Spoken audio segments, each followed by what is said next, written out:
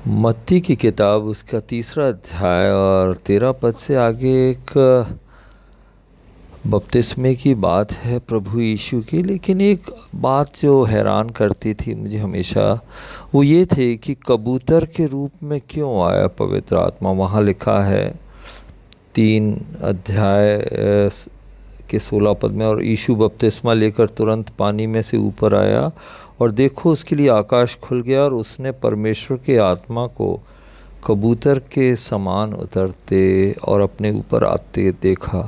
और देखो ये आकाशवाणी हुई, ये मेरा प्रिय पुत्र है जिससे मैं अत्यंत प्रसन्न हूँ। तो कबूतर की तरह कैसे उतरा, क्यों उतरा, मेरे अंदर सवाल अक्सर आया करता था।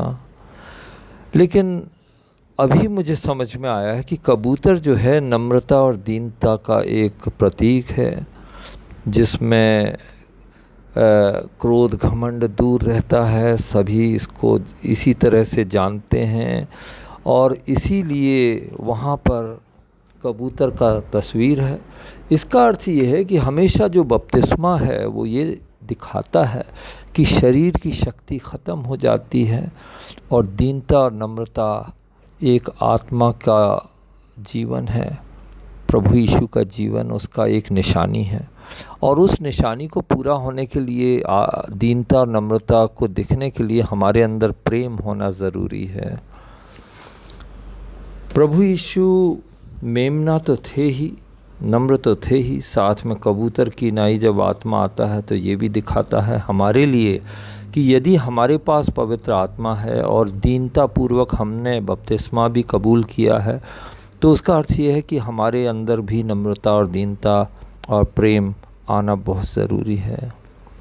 प्रभु यीशु दीन और नम्र हुए, कबूतर की तरह थे, पापियों के संग रोटी खाए, चेलों के पांव धोए, मंदिरों और सभागृहों से उसे खदेड़ा गया, दुश्मन से प्रेम किया, सबको माफ़ किया, रास्तों में पैदल चला, अपने बचाव के लिए अपना मुंह नहीं खोला।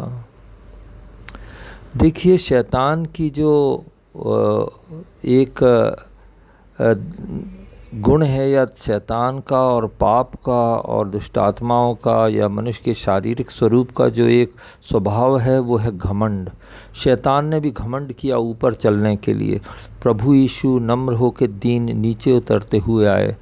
हमारे जीवन में पवित्र आत्मा है, कबूतर की तरह है, तभी परमेश्वर कहेंगे कि ये मेरा प्रिय पुत्र है जिससे मैं प्रसन्न हूँ, यानी उसकी इच्छा पूरी करना होगा। जय मसीह।